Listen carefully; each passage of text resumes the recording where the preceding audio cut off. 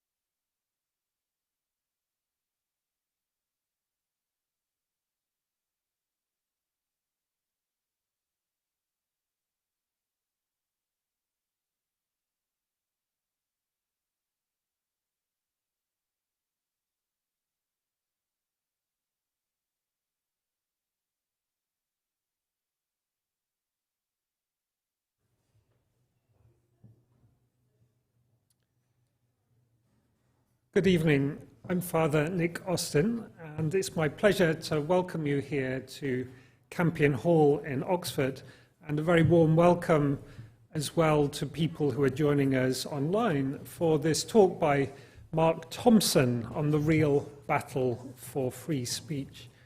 And this talk is being hosted by Campion Hall here in Oxford, together with Stonyhurst College, the Jesuit College in Lancashire.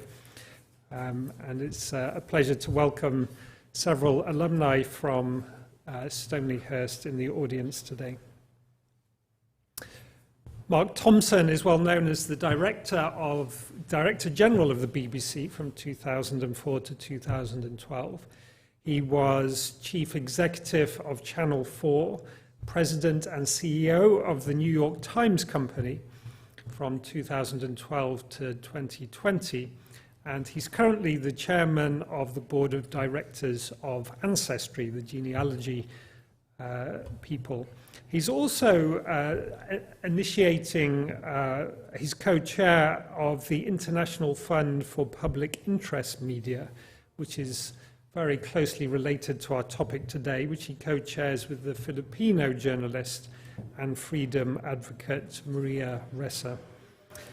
Mark is an alumnus of Stonyhurst College and of Merton College here in Oxford. And Mark, it's a real pleasure to welcome you here to talk on this very important topic to do with freedom of speech for journalists and the threats to freedom of speech increasingly from authoritarian regimes in various parts of the world. So Mark, over to you.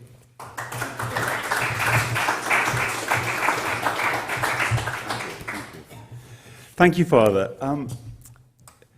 Yes, before I start, I should just say just a couple of things about what's in my mind about Stonyhurst. I'm a patron of the Stonyhurst Association, and one of our goals is to make the education that's available at that school available to as broad a group of people as possible. But the two things I guess in my mind is one, the recent death of someone who's a little bit older than me, but actually, and probably you couldn't describe as a close friend, but someone I knew well, both firstly at the school and then at the BBC, Chris Wenner. And Chris Wenner, in many ways, I mean, in a much more modest way, also did a little bit of kind of interesting foreign reporting from war zones and the rest. Chris was a really courageous journalist in many theatres, East Timor famously, but also Chechnya and Sarajevo and elsewhere. And someone who connected with and became very close to the people he reported. So there's a version of reporting which is dispassionate, not engaged, not emotionally connected with its subject. Chris was the opposite of that. He in the end, was passionately caring about the stories he was reporting. And I just think of Chris Wenner, that kind of mixture of, he's a very larger-than-life character, at the school, by the way, as a teenager and throughout his life. The kind of mixture of adventure, kind of sheer boldness, and integrity, and that spirit of giving, not taking, doing journalism, I just think is very redolent of the kind of best kind of product of that school. I mean, there are kind of photographs and oil paintings of people like Chris Wenner at the school, sometimes with medals and things, and he's one of them. And I think I do associate that with the school. The other thing, which maybe is a little bit, I don't want to overclaim for this at all, but connected to the kind of things I'm going to talk about tonight and the kind of spot I've ended up in, is a kind of education which doesn't try to slice everything into separate subjects, each with its own little GCSE and A level and all the rest of it, but is an attempt to try and draw subjects together.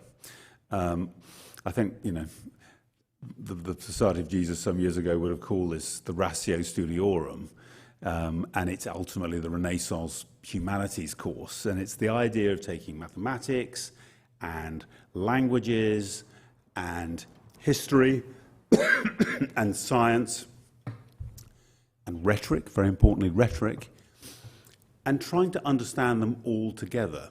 Now, this is not the way the modern world thinks, but that kind of spirit reflected, those people who went to Stonyhurst will know, in the year group names and so on. The idea of a progression, a development of a young person's mind through exposure, but also connectivity between different things, I do associate with that school and with a particular Jesuit doctrine of education, which I think is significantly being lost more broadly and to our disbenefit. And the kind of things I'm going to, frankly, fairly loosely and relaxedly noodle through this afternoon, I hope you'll see one or two of those, the kind of the way in which, you know, it's possible to kind of connect things and to understand things better in relation to each other rather than regarding everything as its own specialist subject. So I'm going to talk a bit about freedom of speech, freedom of expression, freedom of the press today, and I'm going to try and relate it to really two things, one of which is a debate which is very lively in the United States and in the UK, to some extent in continental Europe as well. I know from French and German colleagues, but particularly in the Anglo-Saxon world, about the kind of boundaries of freedom of expression and, you know, real and supposed pressures on freedom of expression in context like, to pluck a random example, a great university. What does it feel like? How do you navigate all of that? And what does it mean? What's the kind of cultural meaning of what's going on? And then I'm going to talk a bit about something which is very different, which is the work that, as we've just heard, Maria Reza and I and others are just starting, which is essentially a new global attempt to try and figure out a way of supporting brave, independent, without fear or favour journalism around the world, and in particular in the global south. What can we do to support people who are fighting and, as you'll hear, significantly often dying to defend freedom of speech? And you know, without wanting to minimise what's happening in our universities and elsewhere in our societies, I will draw something of a contrast between the sacrifices and the risks run by people like my friend and colleague Maria Reza and some of the debates we're having in our prosperous Western countries. But I thought we might begin just by trying to get one or two pinpoints on what do we mean, and in a sense what do the rules say about freedom of expression. So I thought we'd begin with the First Amendment to the US Constitution. This is a part of the Bill of Rights, which I think was ratified in 1791. So it's an addition, and a rather critical addition, to the actual Constitution itself of some years earlier. So the First Amendment reads like this: Congress shall make no law respecting an establishment of religion, or prohibiting the free exercise thereof, or abridging the freedom of speech, or of the press, or the right of the people peaceably to assemble and to petition the government for a redress of grievances. This is probably the single most important statement of freedom of expression anywhere. It's not the first. There are one or two earlier ones, but this is one, obviously, for a the formation of a major new country, and which has been influential, I think, probably on all other such expressions. I'll give you one more, which is from the European Convention on Human Rights. Now, we're moved from 1791 to, I think, 1953. Article 10 of the Convention, freedom of expression. Quote, everyone has the right to freedom of expression. The right shall include freedom to hold opinions and to receive and impart information and ideas without interference by public authority and regardless of frontiers. Now, there's 4 or 5 more and some very important ones we could add, but let's live with these two as a kind of two pins in the map of freedom of expression. And let's just spend a little time trying to understand what's been said. I think there's the first really important, simple point to make, which is both of these expressions see freedom of expression as a right which is asserted specifically against a threat of interference by the government. It's a really elementary point. It's often talked about loosely as if the freedom of expression is a much more kind of broader, social contract between all of us. And, you can make that case. But actually, at the death, the framers of the Bill of Rights and the framers of the European Convention see the principal threat to freedom of expression being the civil authority, the government. And I think they're right. I think it's always been true. And in a sense, the risk of forgetting that and blurring it into other debates is you miss the very simple point that governments have a natural interest and tendency to want to suppress free speech. And given half a chance, they will find a way of beginning to do it. Interestingly enough, even democratic governments, one of the most important group of people who are protected by freedom of expression are minorities. And actually, a properly constituted majority democratic government can itself still find itself in various ways trying to suppress freedom of speech. And of course, we know around the world that we still live on a planet where many, many countries, including very big countries like China, aim to suppress freedom of expression essentially completely.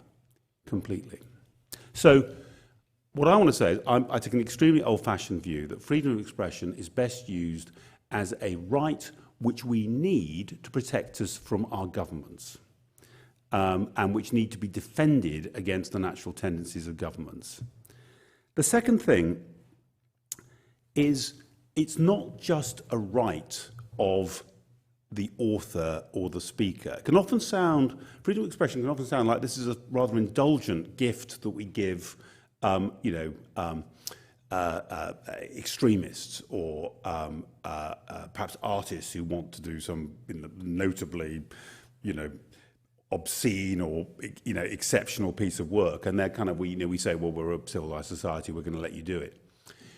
At its heart is the notion is the people have the right to listen, to hear, to watch, and to make up their own mind about what they think about things. So the government's not going to do it for you. You can make up your own mind. So it's the right to listen and read and hear every bit as much as, and I would argue almost more than it is the right to express yourself. It's the right of impression, if you like. The third thing is, and again, this is often not talked about, there's a very powerful doctrine which is explicit in US case law, and has been for many, many decades, about compelled speech. Now, I guess some people will know what I'm talking about, but this is the notion that the First Amendment absolutely includes the right not to be compelled to say something for the government or indeed anyone else. So you have the right not to publish. Again, in controlled societies, actually, the problem in controlled societies is not just the suppression of independent journalism and independent thought. It's also that the government forces people, and straightforwardly in China today, there are central propaganda departments which hand out headlines for newspapers, and the newspapers are compelled to report what the government wants them to report. So there is an absolute right not to publish. There's an absolute right not to have an invitation. I've been invited here to give a speech tonight. I don't have a right to be invited, and I can't really claim there's some universal right which says, well, I should have been invited by the Jesuits. They must be against me, or maybe they don't invite white men anymore. You can imagine cancel culture. We have a freedom not to publish. And that in its own way is as important as the freedom to publish. And I suppose what I want to say is, from that I take the principle that we don't have a right to be heard. We can certainly try and be heard, but we have no sort of there's nothing intrinsic which says, what I say must be heard by the entire world. And again, quite often there's a kind of premise in people's arguments that there is such a right.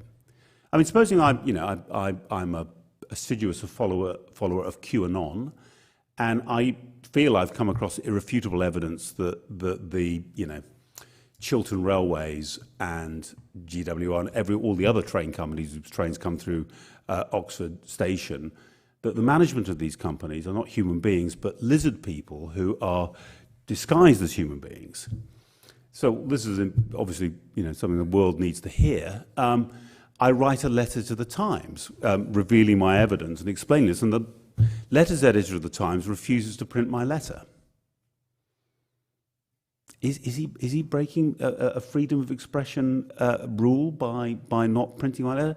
We have an idea of editorial discretion, that the Times is not required to publish every letter it receives, and it can take perfectly sensible judgments about what it thinks are reasonable views or views that people as a whole would find interesting. To be fair, people probably would find my letter quite interesting, but you can see that we've actually got a whole set of conventions in our newspapers about what should and shouldn't be reasonably published.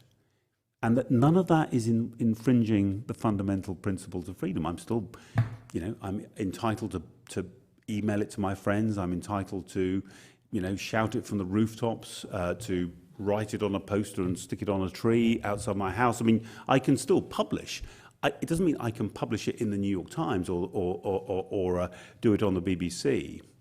Though I want to give you an example, which is... it's a BBC example, and there are exceptions to this principle. And the reason I want to say the example is I think it's really illustrative of a number of things about freedom of expression in the real world. And by the way, what an incredibly unpopular thing freedom of expression can be. Again, another naive view is maybe this is, everyone wants freedom of expression, and therefore why should it be at risk? My experience is generally people are very eager that views they agree with should be heard. They're much less eager that views they don't agree with should be heard. Not everyone, but I think generally, actually, people have quite a biased view of freedom of expression. So, the BBC has separate but important obligations to political impartiality because of its extraordinarily broad reach and influence, because it occupies kind of precious and almost exclusionary spectrum, broadcast spectrum, and simply because politicians and the public have thought this should be the case, the BBC has very precise further obligations around, let's talk about share of voice and plurality of views, which are different concepts than of simple freedom of expression.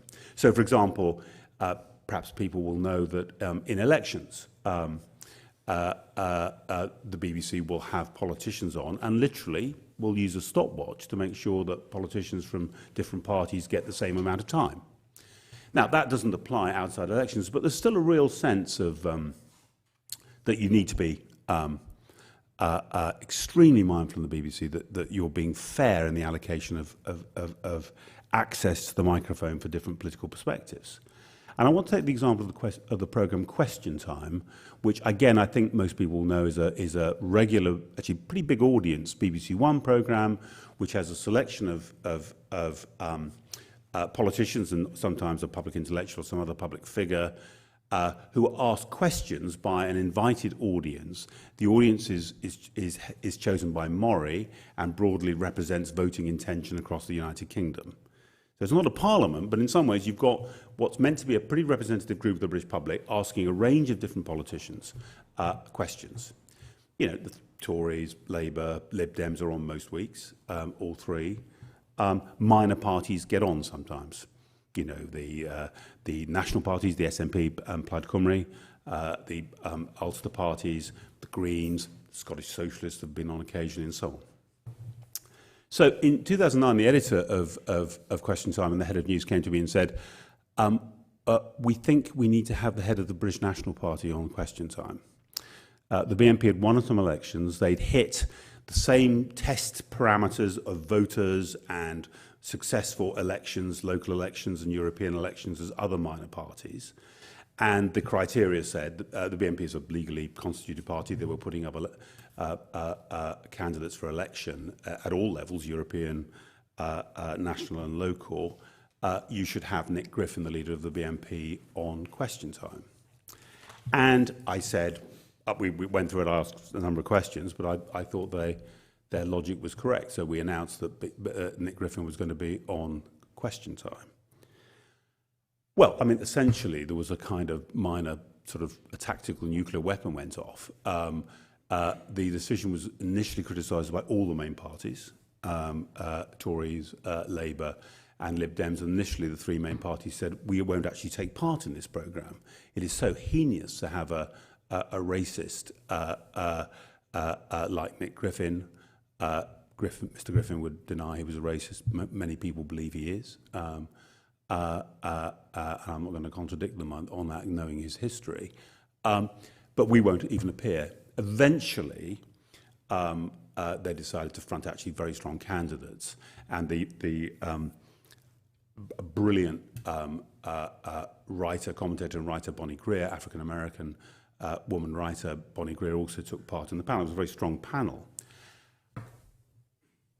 There was an attempt to prosecute me, I can't remember quite what for, but there was an attempt to prosecute me on the night of the recording. There were a number of thousands of demonstrators, police on horseback and all the rest of it outside Television Centre, and indeed people rather brilliantly invaded Television Centre and the studio and all the rest of it. We actually did the programme.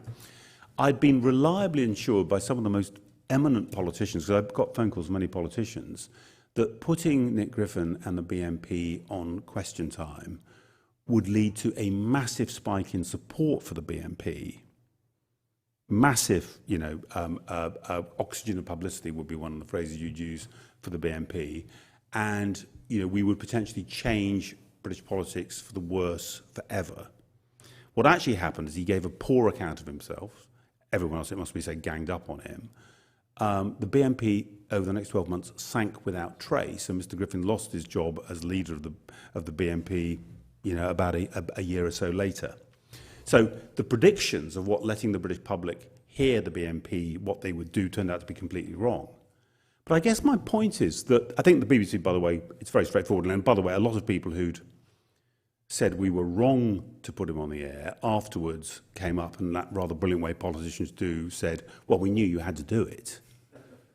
We knew you had to do it, but you'll understand why we had to make a fuss about it. What I like about this example is, firstly, it's got that slightly grim quality which many of the classic cases of freedom of expression have, where the battle of principle on the First Amendment is won on behalf of Larry Flynt and Hustler magazine for how extreme the pornography can be, or the right of the American Nazi Party to march in their regalia through a small American town. Those are both classic cases. It's pretty unpopular stuff. An awful lot of good people honestly think you're doing the wrong thing by saying, actually, they are a party. It's not really for us to have a beauty contest where senior BBC leaders decide which parties they like and which ones they don't like, which is really the alternative. And if you want to prescribe the BNP, if you think the BNP is so heinous it shouldn't exist, Parliament should prescribe it. You can't ask the BBC to do the prescribing of political parties. But it's like that. That's what freedom of expression arguments, in my experience, are like. They're rather unlovely in terms of the things being defended in our Western societies. Say many good people, honestly, I think for rather confused reasons, end up being on the side of censorship of one sort or another rather than on genuine freedom of expression. That's what they're like. And what I want to say is, I want to compare that with the kind of conversation we're having now in the realm, in particular, of culture wars. and which is often, again, described as freedom of expression. Now, I think there are some things that we can see in common with the question time example. The view that what's at stake is freedom of expression, I would say no. What's at stake is some version of that idea of breadth of opinion, plurality of voice. How wide should the discussions be on a given topic? And what views are beyond the pale? You know, what speakers are beyond the pale?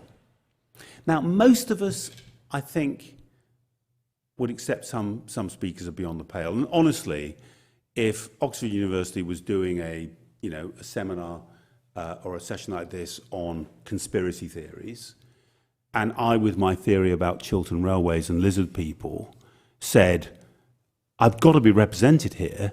I can tell the truth about this conspiracy. I can put everyone right about this. Just let me on the panel, and I'll spout my views. And by the way, a very distinguished BBC former colleague, David Icke, has written books on this subject, and often invites people to come and hear him talking about lizard people. So, I mean, these people exist, and if you ask the British public, like the American public, how many members of the public support theories about lizard people, you would be, I would say, surprised and possibly dismayed by the results. 10, 15, 20% will say, you can't rule this stuff out. Realistically, Oxford is probably going to say, actually, Mark, despite your distinguished education and your media career, we still don't want to hear you on lizard people. And although I will definitely go out and protest and say this is typical of the mainstream media and our woke universities, you know, they are trying to pull the wool over people's eyes. I mean, we know the patter, we know how it's not really about that. It's actually what I'm doing is I'm lobbying and jostling for attention. And I will use almost any excuse I can to get it. And I want to say, I think that's, in a democracy, that's what everyone does. You know, politicians do it, pressure groups do it. And I'm not saying there's anything wrong with that. In many ways, I think the way you find, you know, where the line should live, what is the convention? How do you treat some essentially new issue?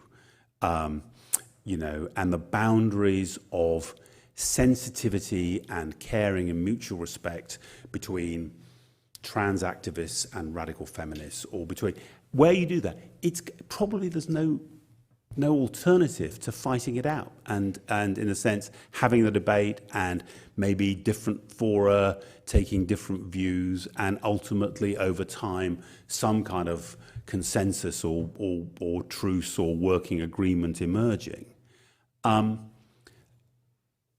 I don't see how you avoid that. And in a way, at a time of cultural and social dislocation and questions of new rights and essentially, you know, new topics and new disagreements coming up all the time, you'd expect these arguments. I mean, the arguments began with, you know, should women have the vote? And we have a century of vituperation and disagreement and people storming out of meetings and storming back in again. I mean, that's what democracies are like. What I want to say two things. Firstly, I distinguish between the slightly chilly world of thinking the BNP, we better let them appear because in the end, that's what a strict definition of our duty requires of us. And the lobbying for your point of view, for the people you back, and your battle to try and get them a bit more time at the microphone. Not to criticise it, and not to in any way say that people shouldn't do that, but let's call it what it is. Another example, by the way, one lives with, particularly again even to this day at the BBC, a climate scientist and a climate skeptic, Lord Lawson, has often been noted in dispatches for these things. The climate scientist doesn't want to debate with climate skeptics, doesn't think they've got any legitimacy. the climate skeptic points to still a minority, but a significant number of people who, like him or her, are very dubious about the climate change scientific claims, but also maybe about the governmental or other policy proposals behind them. How much time should climate skeptics get on the BBC? That is a battle, but it's a battle where broadly the climate emergency scientists and their supporters are on one side of who should get the mic, and the climate skeptics are on the other. And it's got the quality of a political battle between two groups. Now, many people, I think I'm probably one of them, would say science is different, and the special legitimacy of science means that actually, there is a reason why we give doctors and scientists who talk about the dangers of smoking like 900 times more airtime than people who say, I don't think cigarettes do you any harm at all. So over time, there's a massive tilt towards science and medicine on that rather than to individuals. Climate is overwhelmingly now on the BBC, at the New York Times and elsewhere. It's the climate emergency, the scientists and the activists who are getting airtime. Climate skepticism is heard occasionally and probably should be heard occasionally, but that's a good example of a kind of disputed territory. So, with that in mind, and recognising that people genuinely believe that, look, in our democracies, fundamental freedom of expression is sorted out. That's okay.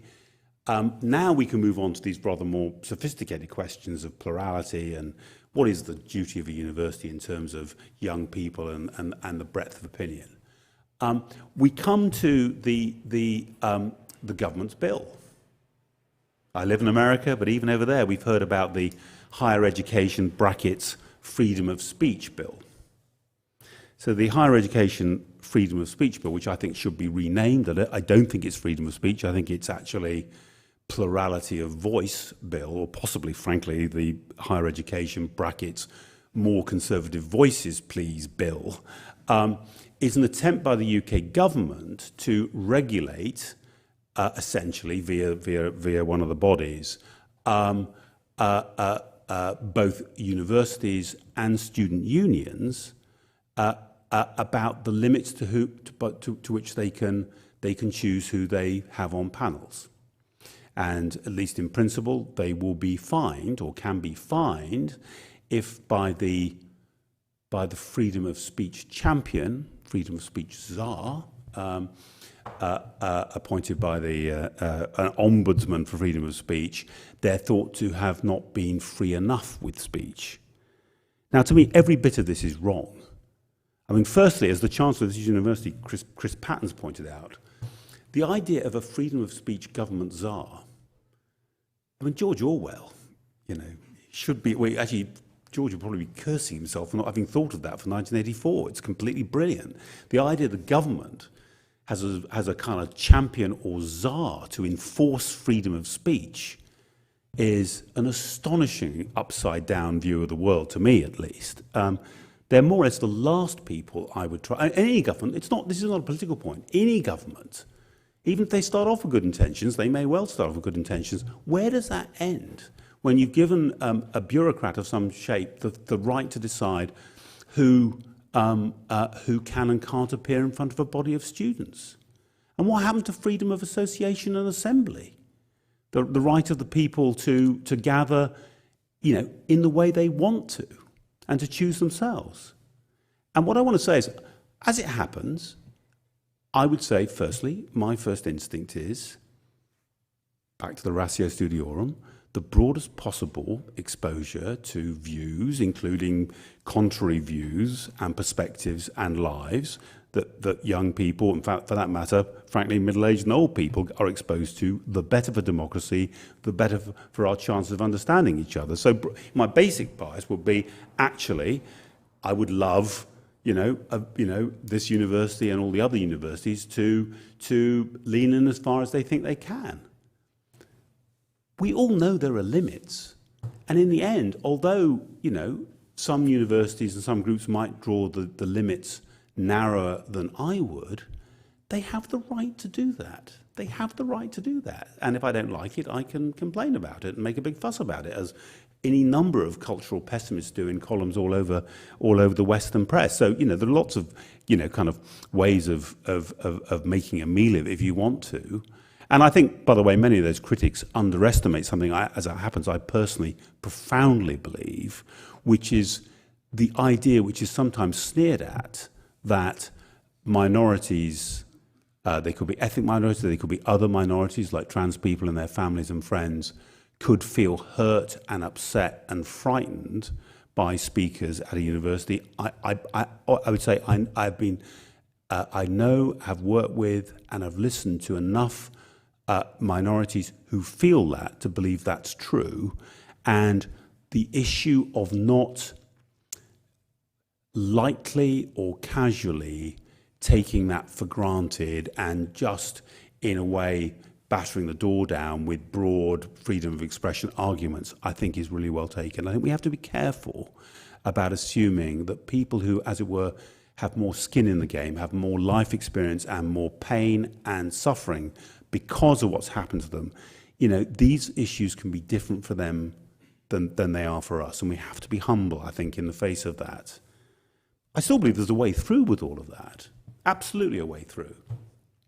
But the idea that this kind of mechanism, which I take to be essentially an intrusion into one aspect of freedom of expression, far from a defense of it, I think is exactly the wrong way. And it's the classic example of the kind of intervention. It's a medicine which is almost certainly worse than the disease it seeks to cure.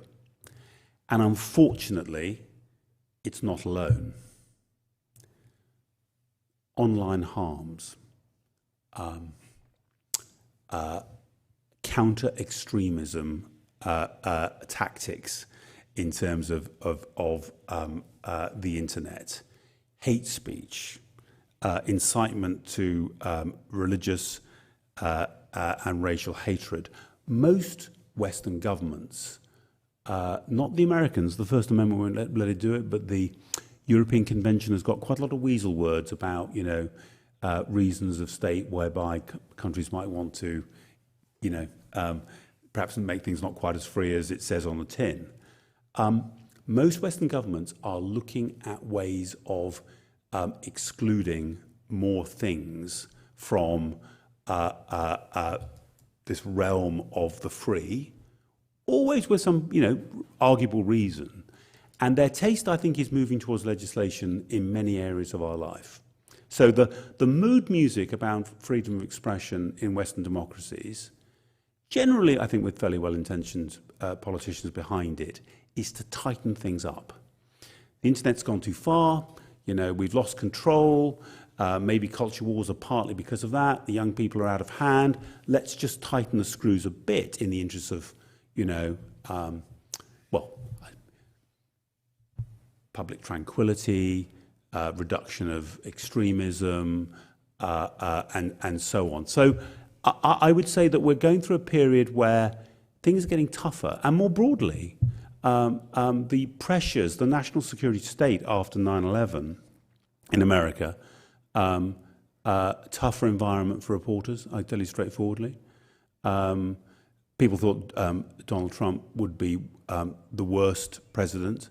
Actually, he was no worse than Barack Obama. He's probably the worst president of the last century in terms of steps against journalists and whistleblowers.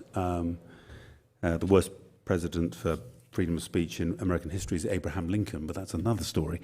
So quite a bleak time in America, and I would say in the UK and in continental Europe, things are bad there. So briefly, let me just turn to what is going on in the rest of the world, and in a sense what Maria and I and the International Fund for Public Interest Media is about. Let me start with Maria. Maria's a very experienced journalist. She was a CNN bureau chief in Asia. She was very prominent in Filipino television journalism. Some years ago, she founded a digital news organization, Rappler, which does accountability and investigative journalism, in particular looking at the regime of President Duterte and its conduct in the Philippines. And the president has conducted a systematic campaign against Rappler and against Maria. She's been found guilty of cyber libel. That's an example of a fresh new law, which I think is code for reporting in, as it were, disobliging ways about the Filipino government. Cyber libel, 6 years sentence. She's appealing that at the moment. She's got 5 or 6 other incoming criminal charges. She's in the United States at the moment, but she has to get permission from 6 or 7 different courts to leave the Philippines. And it's by no means clear what will happen when she goes back to the Philippines at the end of this month. Rappler is also, as in many, many countries in Latin America, sometimes in Africa and across Asia, advertising is weaponized, and state advertising is only given to friendly rather than objective news organizations, and other powerful interests in these societies are also encouraged to direct advertising at favored rather than disfavored advertising sources. I saw Maria last Monday at Harvard, and she told me that over 20 Filipino journalists have been murdered since Duterte came to power. The 21st or 22nd was killed the weekend before last. Maria, of course, is getting more or less daily death threats, and the whole social media campaign of vilification against her. The Russian editor who won the Nobel Peace Prize with her a few weeks ago has had 6 reporters in Russia murdered, 6, including some really notable and prominent reporters. And I could tell this story about 10 other countries. So what are we going to do about it? Well, there are some great organizations already trying to do what they can, and it's not much, about journalism safety and about the organizing of legal defense and funding of legal defense for people like Maria Reza. The idea of the International Fund is to get a really quite big fund together to essentially provide economic support for independent news organizations across the global south. We might ultimately end up doing it in other countries as well, Central, Eastern, Southeastern Europe, for example. And the notion is really of enough money to keep these guys going to the point where they can grow their audience and at least fend off the economic pressures that are put on them by political enemies, to the point where there is some commercial revenue coming in, and they're beginning to get to the point where some of the development banks we want to partner with can then potentially lend them money to get on to the next stage. So the plan is donors from governments, from the private sector and foundations, but a fund which is genuinely multilateral, which does not as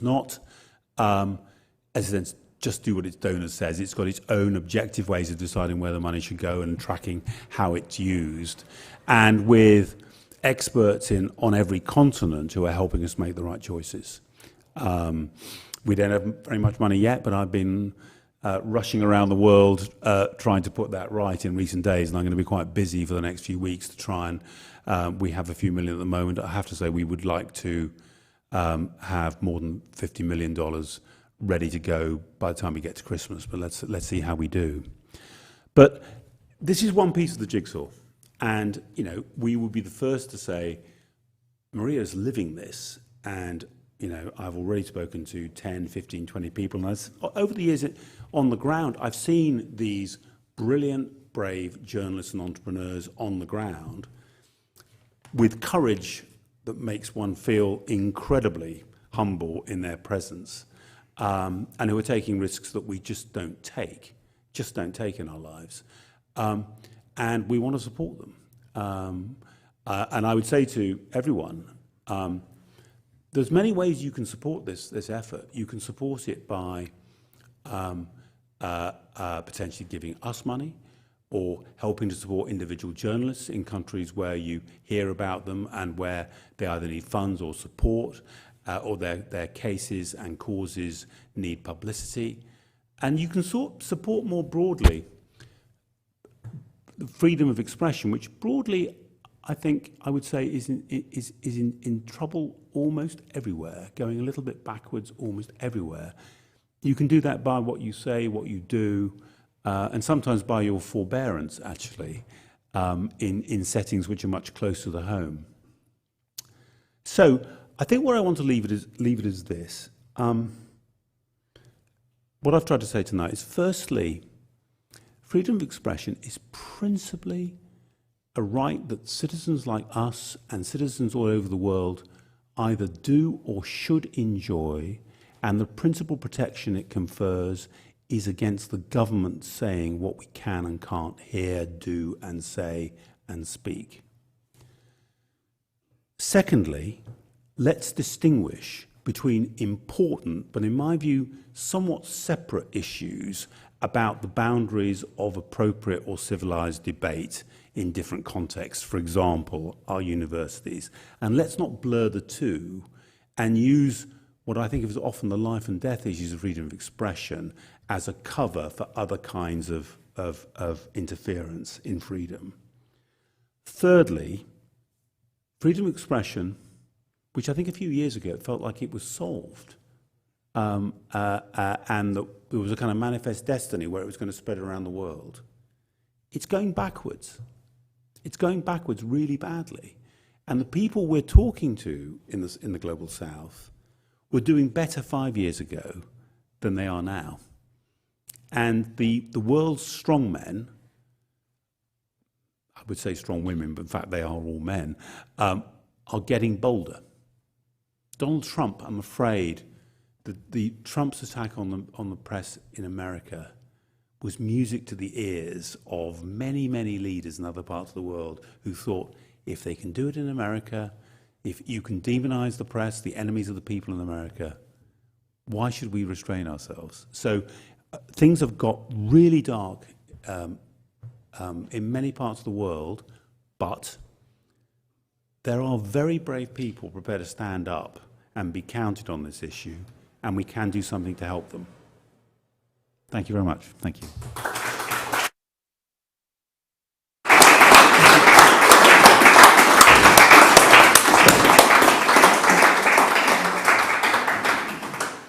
Thank you very much, Mark. I've very much enjoyed the way you were straightforward and bold and clarifying on the things that could be seen that we might overly complexify, but then more nuanced about where there are difficult waters to be steered through.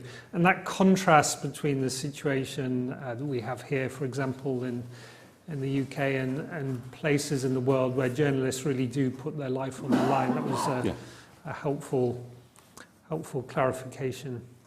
I'm going to invite questions and comments from the audience here.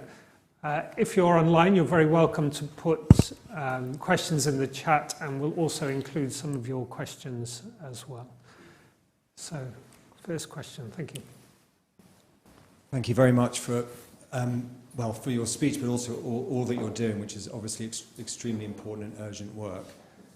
The trajectory of your talk moved from the idea of, it culminated with what the real threat to freedom of speech was, implying that along the way that there was a kind of phantom threat, or that the threat was, by degrees of calibration, less serious. And so we can look at what's going on in universities, and we may worry or we may not worry by degrees, but really the sharp end of it, in the Global South, people are dying and so on. And I'm sure that's right in the context of thinking about the ways in which free expression might be curtailed or circumscribed or punished, and the degrees of severity of that. When we think of the curtailment of freedom of speech as something that's external, for which one is punished or one is inhibited from participating in. I wanted to ask you a question hitting the three notes that you did of your understanding of a Jesuit education, universities, and the press from a different angle, which is the constraint of speech, which comes with a kind of a peremptory closing off of other views in our polarized world where we imagine there's a kind of binary right and a wrong and a tribalism. And in particular, if we imagine a Stonyhurst people, for example, going up to one of our great universities and they have a view about pro-life, or they've domesticated a view of the theology of the body, and they come against certain kinds of transactivism. Or indeed, you mentioned science as the most obvious example of one we couldn't countermand. Hilaire Belloc has an essay at the beginning of the 20th century in which he warns us against exactly this. He says that science, the name science, is used like the name of a tribal god. Once used, all discussion ended. And I think in the context of what we've seen with COVID, where we're told endlessly to follow the science in clearly political ways, it's a very dangerous way to go down. Yeah. And so my worry, just to sharpen the question, is to say, what do you have to say? Do you still see a trajectory of increasingly greater seriousness as we move towards the global south, or do you see that the journalists are educated at universities where there is a significant bias and that this may be at odds with the very thing that you valorize within a Stonyhurst education? So what a fantastic question, because it's like, to me, it's like, you know, that opens up the entire. So I'm not sure it's possible to give a completely simple, straight answer to the question, but I'll try and come at your question in several ways. So firstly, I want to say, it's as it happens. I think, as it were, what happens to our culture, and does it flourish? Does the kind of the view that young people are exposed to, does it broadly expand and get richer, or does it narrow because of, I don't like the phrase myself, but political correctness and a sort of so look, I want to say I don't think that's a trivial issue. I don't want to confuse that, frankly, endless debate. We'll find in the literature, classical Greek, Athens, people arguing very similar points. The young people of today, the sophists, and as opposed to true understanding, and episteme versus doxa is a sort of that sort of perennial debate is not a new one, and it's appropriate, particularly in the academy, for that debate to happen. I sort of feel the practitioners in the debate and the participants in the debate have broadly the tools to conduct the debate. There is not, partly for the debate is to some extent interminable, literally interminable, because people are starting from such different premises that it's almost impossible to resolve them. But that kind of activity of fussing away and endlessly arguing about these things, I take to be a broadly, one, inevitable, two, actually itself pretty healthy. The kind of end of Western civilization in the university, Alan Bloom, The Closing of the American Mind is 1987. We've for half a century been told the jig is up. It's like they're learning nothing. You can't question any number of kind of liberal biases. But I do sometimes feel there are people who are discovering that, our universities are stuffed full of lefties, as if this is some astonishing new, who knew sort of thing. I always feel my college Merck was founded by members of the social worker party dressed as monks. They've always been like that. So I just don't want to confuse that with the kind of slightly scary, simple world of, can you write the truth about what's happening in your society? And I don't think the rot's got so far. And I absolutely see, by the way, the personal tragedies of individual careers which were ended because of particular incidents, we read about them.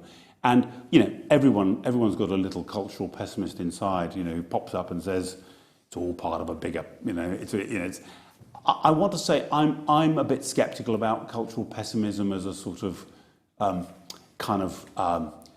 which is a universal explanation for everything that's bad in the world, and it's very satisfying. It's very enjoyable, cultural pessimism in its own dark way. I'm quite sceptical about whether that helps us very much.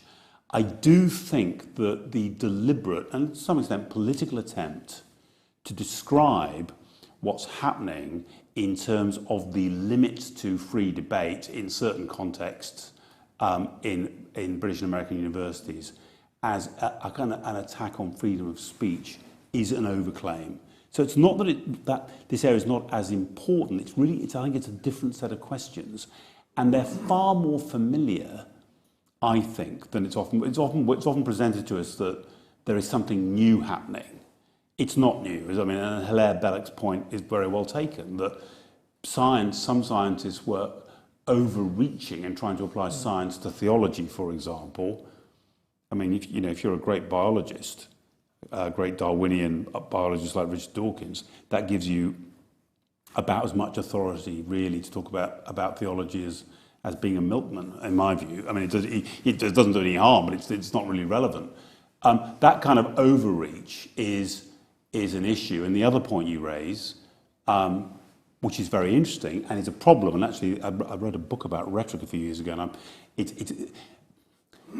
you cannot escape the fact that the public policy decisions which flow from science are political.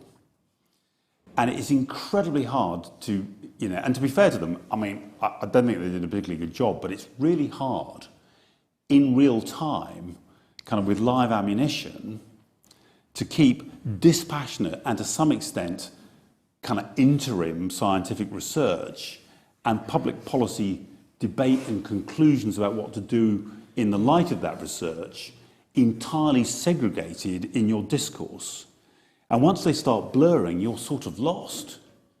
And the danger also, you just get a kind of shambles where, we haven't got enough masks to give everyone, then gets reverse engineered into, most people don't need masks. So you get all sorts of kind of just messy, fundamentally mistakes and all of that. I think I'm done now. Yeah, great, thanks. Would anyone else like to ask a question? And then we'll see if anyone from online has something to add. Yep. Hi, thanks very much for that. I think I speak for everyone when I say that you answered a lot of questions about freedom of speech I didn't even know I had. So I do medicine, so forgive me from coming back to the kind of scientific debate issue. But I was wondering about what you thought about with kind of scientific communication, and when you're trying to get it across to the public, how you deal with the problem that arises between having to simplify something that has, as with any issue I suppose, but has like kind of deep research that not everyone can understand in a bite-sized moment, and how you kind of resolve that with people having other views that might objectively not be true but are more easily digestible. I was wondering how you thought scientists should go about presenting information objectively, so obviously people are free to make up their own decisions, but also kind of have to make it palatable, if that makes sense. No, well, I think it's really interesting, and I think actually over the course of the pandemic, I think we've seen some really good medical and scientific communicators emerge. I think that's, kind of like serious media broadcasters, both sides of the Atlantic, and serious newspapers have actually tried quite hard to find people, particularly in an area which is, kind of sort of social science, stroke science, epidemiology, and statistics, really. And I think that it's not, but still, it's very hard to do. Statistics and probability are probably actually the hardest. They're the most kind of regularly important and relevant, and some of the hardest things to convey to people who simply don't think about these things, and frankly, have been spat out from our school systems sometimes with an imperfect grasp of standard deviations and all the rest of it. So I think, firstly, over time in COVID, I think it got better. I think, for what it's worth, I think the biggest fault, both from politicians and senior public scientists talking about COVID, and for many years climate change, was not trusting the public. And I think, in a funny way, telling the truth and not trying to overstate scientific certainty. I think it would have been much, much better if, for the first 6 months of COVID, there'd been much, much more emphasis on the fact that we didn't know very much, and that a lot of what people were being told was very much on the basis of the best information and the best, as it were, hypothetical understanding that we had, and was likely to change. And I think that the risk that you try and move too quickly to certainty in the belief that public can't be trusted with uncertainty, I think people are quite sophisticated. And actually, you can see over time trust between the British government and the British public growing both ways. And the public listening and the government, and the public beginning to get to the point where, by and large, if they ask for a lockdown, the public will accept it. If they ask to wear masks, of course, there'll always be some people who are not convinced. But actually, I think it's honesty and clarity and it's not really because people need to understand receptors or different kinds of there's circulating antigens, but there's other kinds of body response, and you can't just assume that a certain amount of circulating antigens means this. That stuff, if people want to find it, they can. But the simple things about how do you keep yourself safe, what do we know now, how soon will we know the next bit, that's the way I think about it, really. And it's actually, I think it's human communication. It's not really... I think sometimes scientists hide behind the complexity of their work, just think, well, I can't explain any of it. Okay, thanks for that. I'll ask Joe now to ask a question from our online viewers. Right, greetings. There's about 70 people currently watching, and we got near 100 at the peak of your talk. I don't think they ran away, but I think Q&A is... there are some great questions, though, and I'll try to clump them together if I could. Maybe one three-part question. What are the dangers and risks of free speech? Another question asks, is there something in the water about misinformation that compromises people's freedom of speech and making up one's mind? Maybe I can just let you answer those two so I don't overwhelm you now. So attendant risks of free speech? The danger of free speech is people will say what they think, really, and that they will lie to each other and be hateful to each other. So it's that they'll be human, really, and they'll do all the things human beings do. And I think it's really important to say that freedom of speech, I'm afraid, is the freedom to lie. Now there are, I think, appropriately legal remedies. If quite possibly Chiltern Railway could sue me for defaming them from what I said tonight. So there are some reasonable limits against harm. But to me, the point about misinformation, the world is full of misinformation, and it always has been. Read the rumour at the start of Henry IV Part 2, if you remember the Battle of Shrewsbury is misreported as having been won by Hotspur. In fact, it's lost and he's dead. But it's really the speech that rumour gives is really about how rumours are much more effective than honest information. You always hear the rumours first. So misinformation is one of the ways as a species that we behave. I accept there's some quite interesting questions about how that gets mechanised by and accelerated by social media. But I think the thing about freedom of speech is it is Pandora's box. There's no question it is that thing, which is why governments think, wouldn't everything run more smoothly if we just shut the box? And then we can get on and build a happy and healthy society. That's the puzzle, I think. But if you believe in democracy, you really have to believe in freedom of speech. That's the oxygen on which democracy works.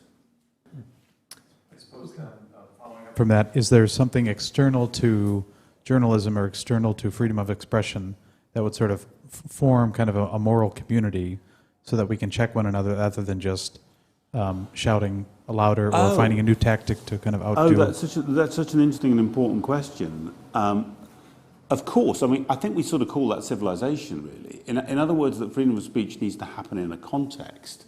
I don't want to be too sort of kind of simplistic about it, but if we think about the agora, the marketplace for ideas, I think the kind of design of the agora and the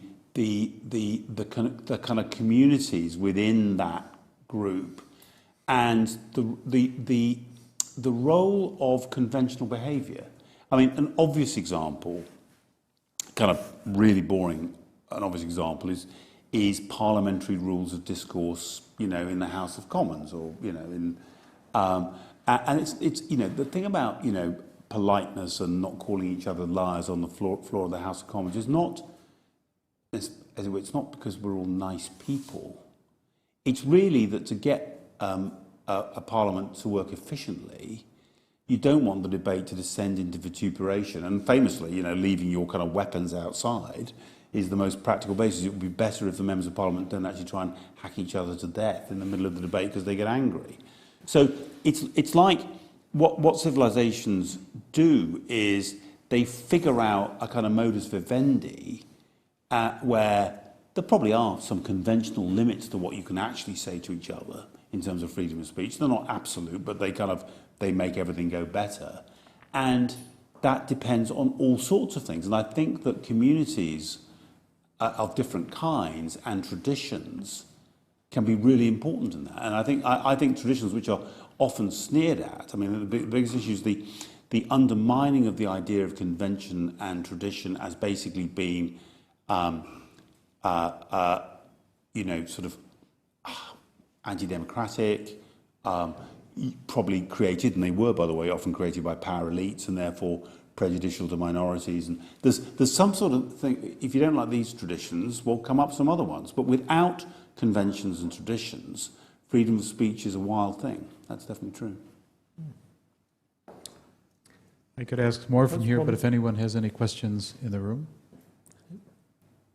One of the questions, I suppose... Perhaps this could be our final question. Final question, then. There's been a lot of greetings from Old Stonyhurst and Thailand and Newfoundland and elsewhere, and people calling even from in the house here. The last one, why do you think we are seeing the tightening up by authority around the world now? What do you think is behind it? Is this a new dynamic or just authority fearing challenge? It's interesting, isn't it? I mean, so I think that the kind of, I mean, it's not really fair to Fukuyama, but the post-Berlin Wall notion that history was over and liberal democracy had basically won, and it was only a question of time before our broad values, our kind of mid-20th century version of a liberal democracy, capitalist democracy, kind of spread everywhere. And there were, in addition to the Berlin Wall, there was, and the West winning the Cold War, there was also manifest liberalisation in Latin America. People could point to different parts of the world, some countries in Southeast Asia, and say, it's moving one way. The game, you know, okay, the whistle hasn't gone, but basically the game's over and we won, and freedom of speech won. That, yeah, I mean, history doesn't seem to work like that, really. Stuff happens, you know. And so the first thing is, I think an idea of modern idea about progress got found out, and actually the messiness of the real world came out. We have now some highly successful, in some respects, culturally and economically expansionary, maybe not geographically expansionary, powers, I'm thinking principally of China, who are very hostile to freedom of speech, but have money to spend everywhere, are very influential, and by the way, are trying to use their economic clout to silence and weaken critics outside China. They will come after you wherever you are. And so there are, and we have other straightforward malign actors like Russia, who are trying to disrupt and undermine the way we do democracy and free speech, and to use it against us. So there's some straightforward, spiteful, malign actors, and there are some, if you like, globally ideological, hostile powers who are trying to do the opposite of what I've been talking about today. And secondly, the world is going through a period of disruption. We've lost the stability of the Cold War and the kind of lining up of nations in very big blocks. And mass population migration, the impact of globalization and digitization, and the beginnings now also of climate disruption, not to mention the shock of the financial crisis of 2008-9 and the pandemic, means that it's a tricky old period in the world. And the thing about authoritarianism is in many, many countries, there is a really significant popular support for these people. These are not people, it's not a kind of coup d'etat where a couple of, in most countries, in some countries they still do coup d'etat, but in many cases these are popular movements which are enough is enough, we need some clarity, we need some strength in government. And part of that is in a tradition which goes back to the fascist dictators of the 1930s, taking on what Hitler used to call the lying press. And getting rid of or shutting up the lying press becomes part of a package which you can see playing out with strong men of the left as well as the right around the world. Good. Well, thank you very much, Mark. I think one thing that I'm taking away from this is you've explained so clearly how freedom of expression, freedom of speech isn't just a kind of libertarian right that I have the right to say what I want, but really is a public interest question, a matter of the common good, essential for the health of our democracies. You've also turned our minds, I think, to sort of challenge to support journalists in places where freedom of speech is severely under threat and they are putting their lives at risk. And we wish you all the best with your work with the Global Fund for Public Interest Media.